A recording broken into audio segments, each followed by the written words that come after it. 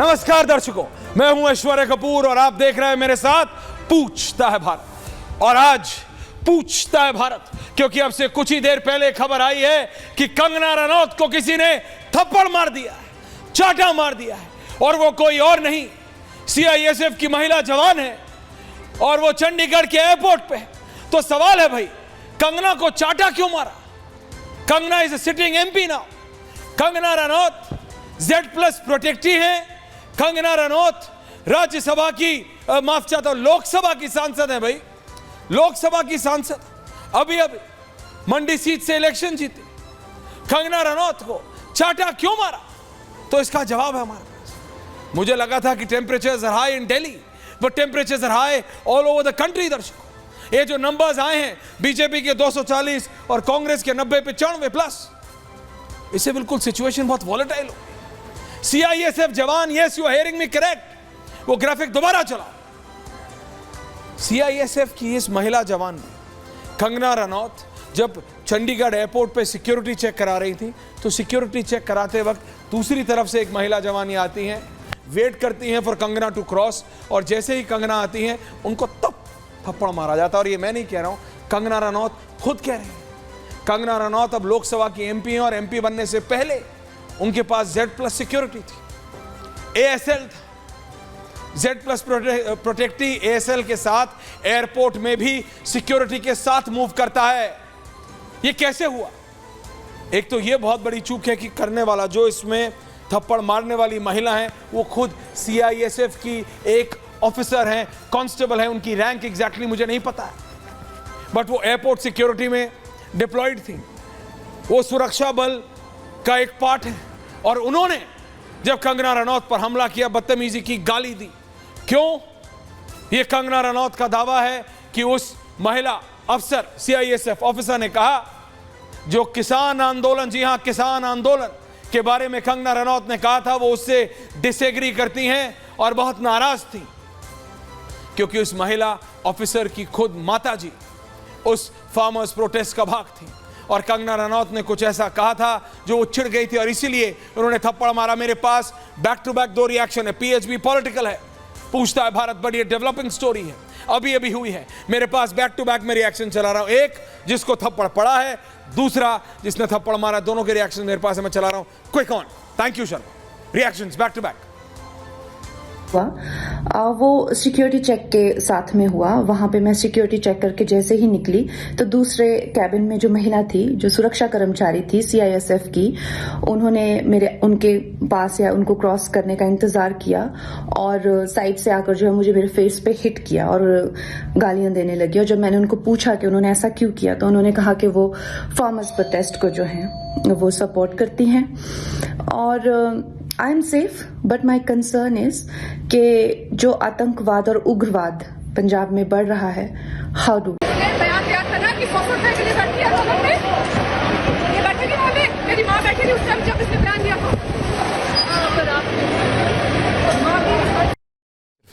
तो मैं कह रहा हूं आपको, मैं पूछता भारत पे डिबेट करूंगा, गौरव भाटिया भी जुड़ेंगे, अन्य लोग भी जुड़ेंगे। वो पॉलिटिकल डिबेट है, लेकिन ये जो अभी डेवलपिंग सिचुएशन हुई है, कंगना रनौत एक सिटिंग एमपी हैं। ग्राफिक पे दोबारा आ जाइए। और ये जो सिचुएशन है और जिस तरह से टिप्पणी आई है उसके बाद कंगना रनौत की, मैं चाहता हूं या तो आप ग्राफिक चलाइए, नहीं तो वो विजुअल चलाइए जो हमारे पास चंडीगढ़ एयरपोर्ट के अंदर के। Not me, full frame Sharma now, on air now. Thank you very much. मैं चाहता हूं विजुअल्स भी आप चलाइए, विजुअल चलाइए अंदर के स्कफल के। रिपब्लिक के पास वो अंदर के स्कफल के विजुअल्स हैं।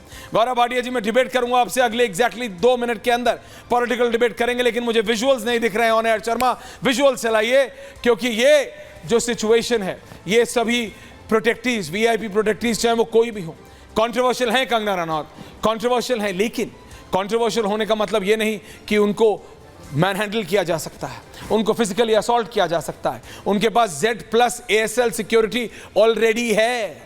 She is a Z+ ASL, मतलब Z+ अलग है, फिर प्लस ASL वो है उनके पास।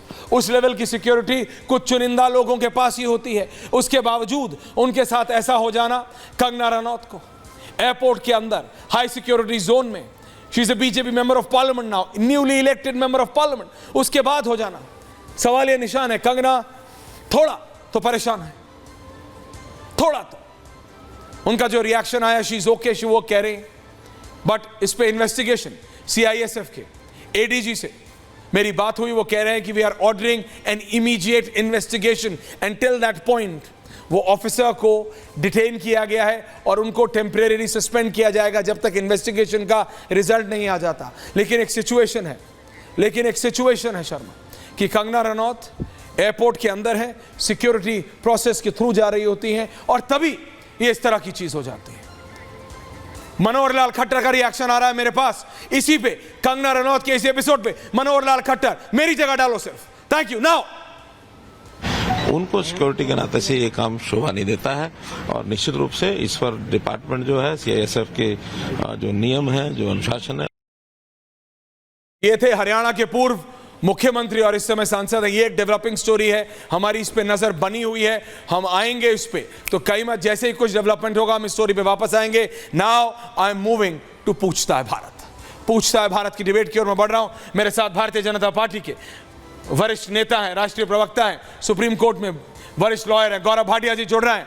गौरव भाटिया जी, मेरे साथ समाजवादी पार्टी के राजकुमार भाटी आ रहे हैं, कांग्रेस पार्टी के रत्नाकर त्रिपाठी आ रहे हैं, वरिष्ठ पत्रकार शीतल सिंह आ रहे हैं, स्टूडियो में विनीत गोयनका है।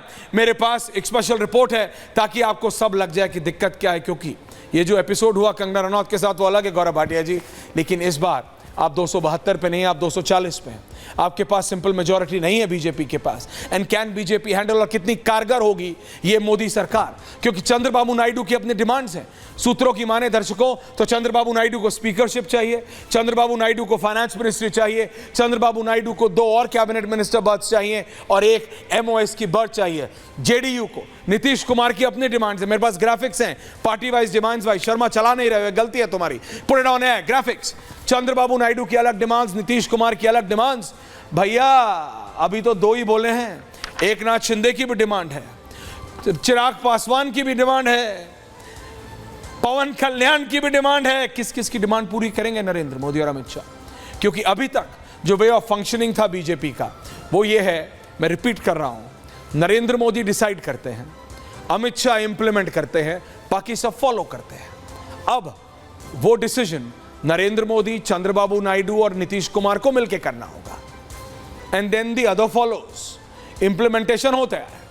लेकिन ये सबसे बड़ा सवाल है that how successful will this government be, क्योंकि कुछ इतने बड़े important decisions Narendra Modi 3.0 government में एक्सपेक्टेड हैं कि उसके लिए अगर आपको वो करना है तो आपको चंद्रबाबू नायडू और नीतीश कुमार को अपने पाले में लाना पड़ेगा।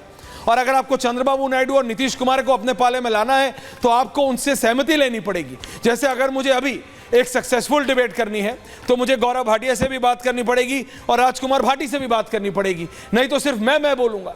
लेकिन मैं बोलूंगा तो चलेगा नहीं।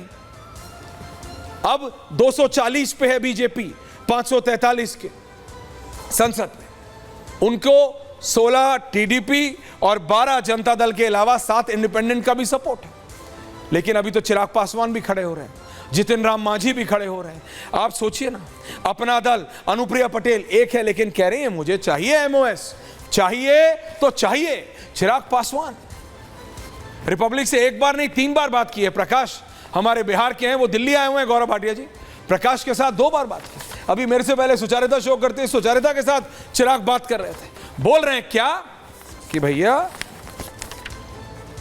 अग्निवीर को थोड़ा रिविजिट करना पड़ेगा। जेडीयू के नेता रिजर्वेशन पे बोल रहे हैं, जातीय जनगणना पर बोल रहे हैं। These are those controversial issues दर्शकों, जिसको कि समझना पड़ेगा। और इसीलिए मैं कह रहा हूं बार बार, how comfortable will the BJP be, कितना आसानी से या स्मूथली बीजेपी ये मोदी 3.0 या एनडीए की सरकार चला पाएगी। इसी पे है आज पूछता है भारत।